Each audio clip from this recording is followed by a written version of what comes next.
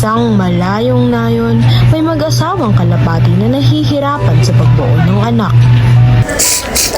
Han, ano na ang gagawin natin?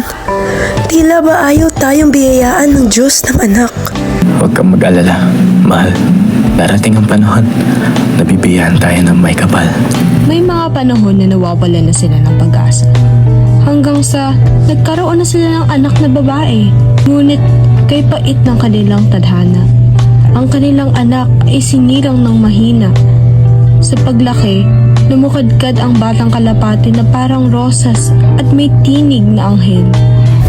Ina, bakit ho bawal ako lumabas? Ang mga kaedad ko po ay malayang nakakalipad sa himpapawid. Kailan niyo po ako papayagan lumabas? Anak, alam mo naman ang iyong kondisyon, hindi ba? Ika'y biyaya ng Diyos sa amin, kaya't ayaw naming mapahamak ka. Wala pang lunas para sa iyo. Nauunawaan mo ba ito, anak? Walang ibang nagawa ang batang kalapate kundi tumango sa ina. Makalipas ng ilang taon, isang ganap na dalagang kalapati na ang anak ng mag-asawa. Sa tuwing pagsilip ng dalaga sa kanilang bintana, tinig ng mga humahangang binata ang sumasalubong sa kanya. Oh, bakit nila tumatangis ka riyan? Kaso naman kaibigan, wala man lang isa sa kanila ang may lakas na loob para umakyat sa toring ito. Hindi ba sapat ang paghanga nila sa akin? Kaibigan, alam mo, darating ang panahon na maibibigay sa iyo ang Panginoon ng makakasama sa buhay. Makinig ikaw nga, hinintay ng iyong mga magulang para mahagkan. Dumating ang panahon na malapit na ang kaarawan ng anak na kalapati. Pinagmasdan ng dalagang ibon ang kanilang tahanan. Ito ay pinuno ng mga kolorete at mga paborito niyang bagay. Oh, anak, ayos ba? Opo, Ina. Ngunit hindi po ito ang nais ko ngayon. Oh, ano ba ang iyong gusto, anak? Napatigil ang dalagang kalapati sa kanyang kinatatuyuan.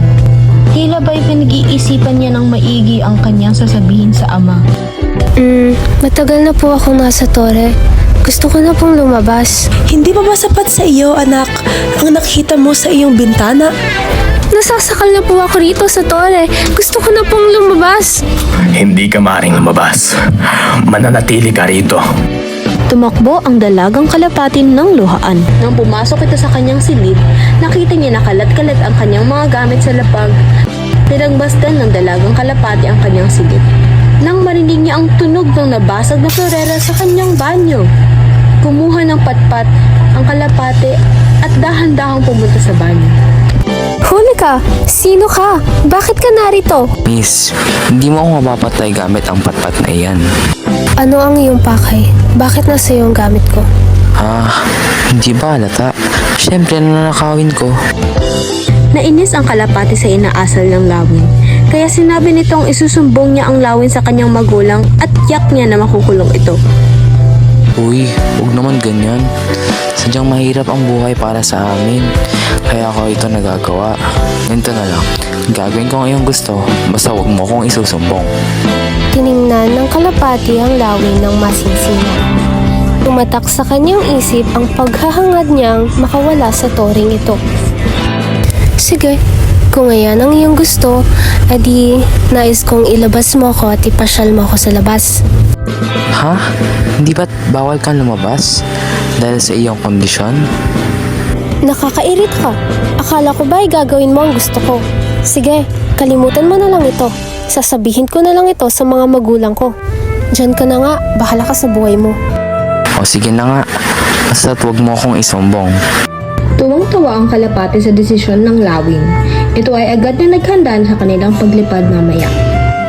Lumipas ang ilang minuto ay lumipad ang lawin at ang kalapati. Ipinakita ng lawin ang mga nagtataasang bundok sa daigdig, maging ang mga gusaling gawa ng tao na kinahahangaan naman ng kalapati.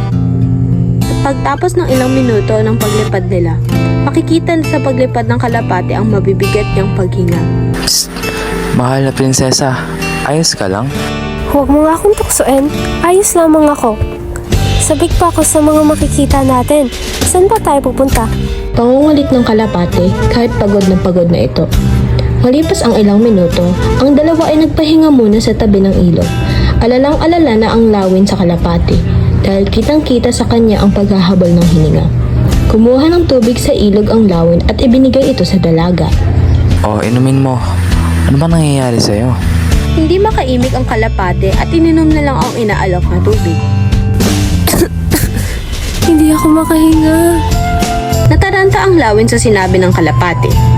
Pabalik-balik ito sa ilog at sa tabi ng puno para bigyan ng tulong ang kalapate.